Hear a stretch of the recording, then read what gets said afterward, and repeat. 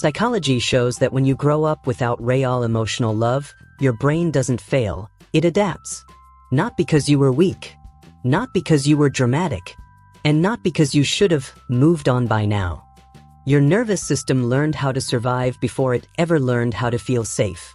And if you've ever felt like you're watching your own life from a distance, if relationships feel draining instead of grounding, if love feels both comforting and terrifying at the same time, you're not imagining it. Your childhood shaped that. Today, we're talking about what actually happens to a mind that grew up emotionally unseen, and why these patterns aren't flaws, but proof of extraordinary resilience.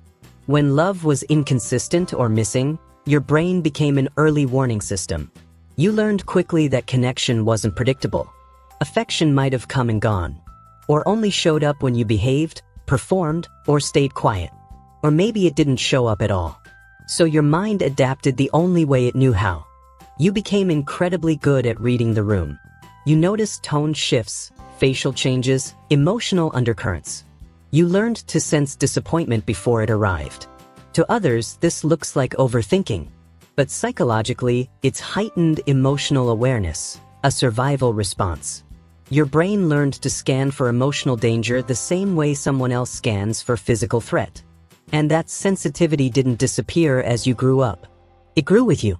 That's why silence can feel loud. Why you replay conversations long after they end.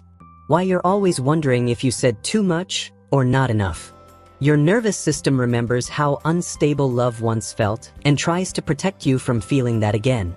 That isn't weakness. That's mastery. Another thing that often happens is this: kindness starts to feel confusing. When someone shows you care now, your body doesn't automatically relax.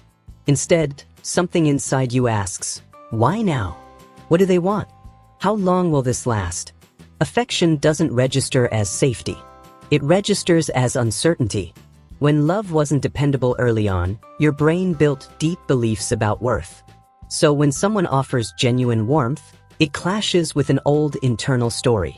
That's why compliments feel uncomfortable. Why praise makes you deflect. Why being told, "I'm proud of you," can tighten your chest instead of opening your heart. You're not ungrateful. You're not cold. You're responding to love that doesn't match the rules you were taught. Then there's the belief that quietly drives everything. That love has to be earned. If care only showed up when you achieved something, or when you made yourself useful, your nervous system learned a painful equation. Worth equals output. So now rest feels wrong. Asking for help feels selfish. Slowing down feels risky. You become the dependable one, the capable one, the one who carries everyone else's weight. But underneath that strength is exhaustion. And underneath that exhaustion is fear. Not fear of failure, but fear of being abandoned once you stop performing. Your drive isn't about success. It's about safety. You're not chasing goals. You're chasing permission to exist without being left. Another adaptation shows up emotionally. When expressing feelings wasn't safe, your mind learned to dim them.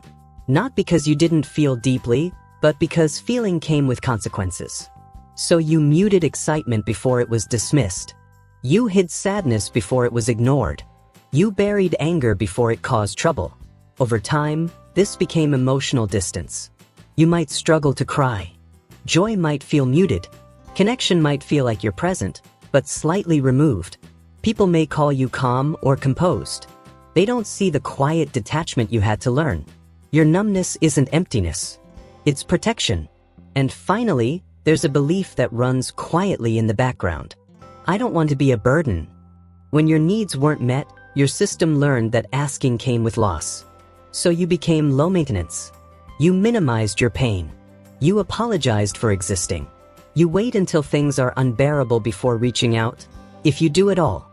This isn't independence. It's self-preservation. But here's what most people miss. Because you never wanted to be a burden, you became deeply empathetic. You sense others' emotions quickly. You anticipate needs. You offer care instinctively. Your fear of being too much grew a heart that notices everything. All of these patterns come from something psychologists call internal working models, the mental blueprints formed in childhood that shape how you see yourself, others, and love. When love is consistent, the model says, I'm safe, I matter, my needs will be met.